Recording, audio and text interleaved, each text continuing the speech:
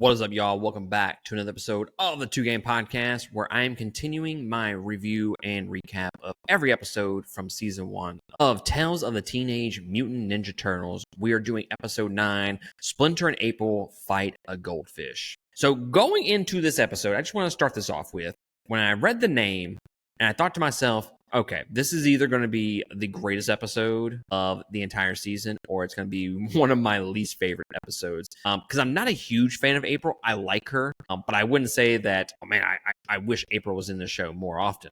And same thing kind of goes for Splinter.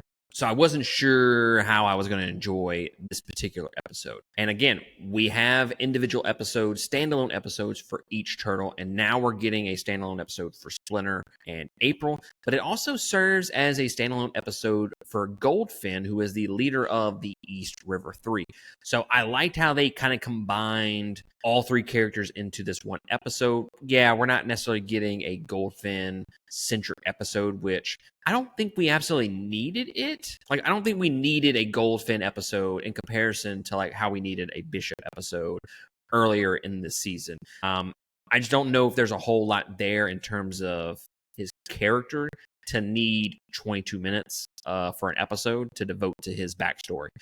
So I thought they did a great job of kind of telling his story sporadically through some of these subsequent episodes. So April goes and checks in on Splinter and the Turtles after noticing that the sewer is kind of flooding from the ongoing storm. And at the sewer, April tries to convince Splinter to leave, but they are soon attacked by the mutant goldfish named Goldfin, which Timothy Olyphant voices Goldfin, and it is superb. Absolutely loved the voice casting here, and his voice acting is just absolutely fantastic. Really made me love Goldfin more than I thought I was going to, with him being the voice behind him.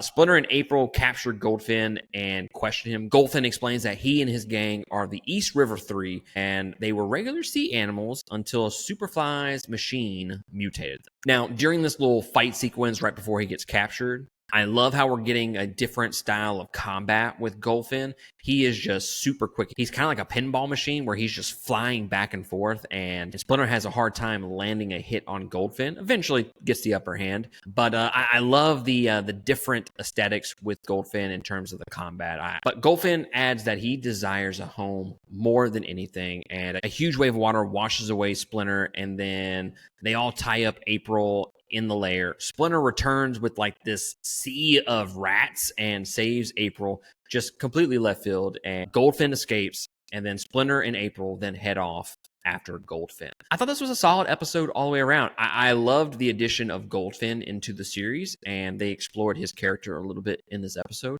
I would say it's definitely one of the weaker episodes for sure. It's still a really good episode, but in terms of giving me something a little bit more, I just wasn't a huge fan of that Sea of Rats sequence, set of scenes that happened. It just felt kind of anticlimactic a little bit. But overall, guys, still a really good episode. Not a dud of an episode by any means. It kind of pushes the story forward for sure and gives us some backstory on Goldfin. Again, fucking phenomenal villain. But yeah, just overall, not a huge fan of this episode, but still good overall. But y'all go ahead and let me know in the comments below what you thought about episode 9, and I'll catch y'all next time on another episode. Laters.